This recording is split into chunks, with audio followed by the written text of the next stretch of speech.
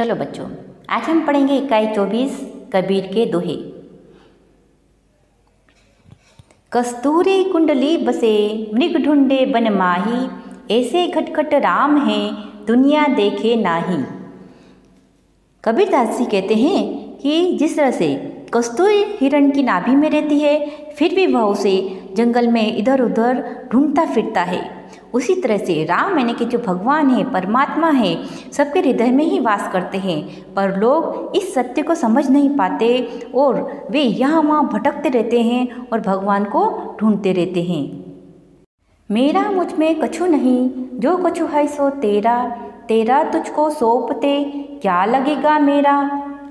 कबीरदास जी कहते हैं कि हे परमात्मा, मेरे अंदर जो कुछ है वो मेरा नहीं है, जो भी कुछ है वह तुम्हारा है, तुम्हारे द्वारा दिया गया है, इसलिए जो तुम्हारा है वो तुम्ही को मैं सौंपता हूँ, इसलिए मेरा कुछ नहीं जाता, जो तुम्हारा है वो मैं तुमको ही दे रहा हूँ। संत मिले सुख उपजे, दुष्ट मिले दुख होए, सेवा कीजिए संत की तो जन्म कृतार्थ सोए।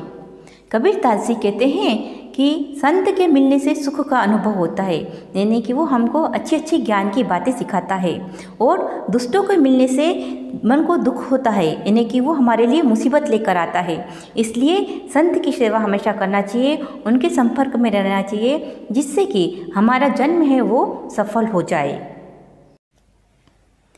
एहरन की चोरी करे, करे सुई का दान, ऊंचे चढ़कर देखते केतिक दूर विमान।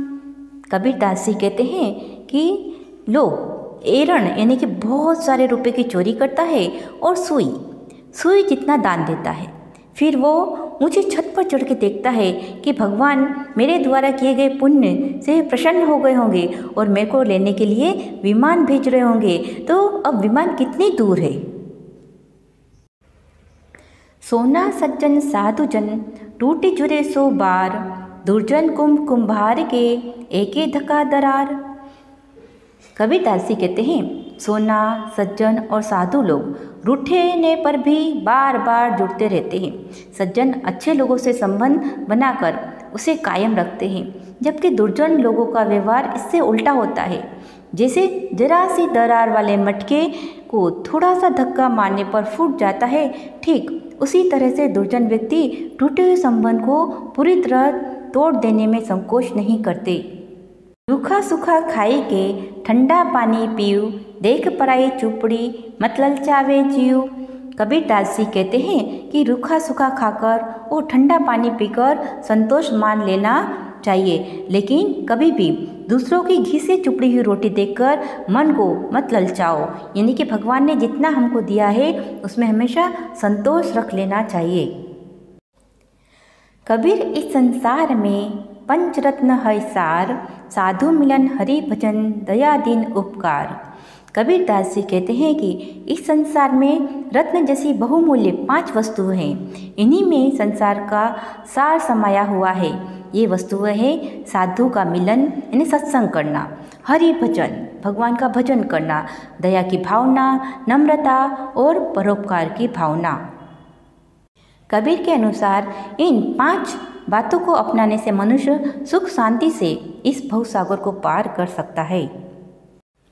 काकर पाथर जोरी के मस्जिद लई चुनाए, तातड़ी मुल्ला भागते क्या बहिरा हुआ खुदाई।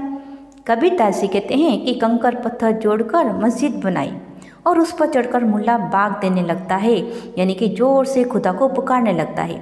कबीर पूछते हैं कि क्या खुदा बहरा हो गया है जो उसे इस तरह से जोर से पुकारने की जरूरत पड़ गई है। कबीर के अनुसार भगवान हृदय में होते हैं, उनका स्मरण मन से करना चाहिए, आडंबर से हमें दूर रहना चाहिए। दुख में सुमिरन सब करे, सुख में करे न कोई, जो सुख में सुमिरन करे तो दुख काहे को होए। कबीरदास जी कहते हैं दुख में सब लोग भगवान को याद करते हैं, सुख में उसे कोई याद नहीं करता। यदि सुख में भगवान को याद किया जाए तो दुख आए क्यों। चाहे दुख हो या सुख, हमेशा हमको भगवान का स्मरण करते रहना चाहिए। गोधन गजधन वाज धन और रतन धन खान, जब आवे संतोष धन सब धन धूरी समान। कबीरदास जी कहते हैं गाय, हाथी, घोड़े और खान ये मिलने वाले रत्न आदि धन के समान माने जाते हैं।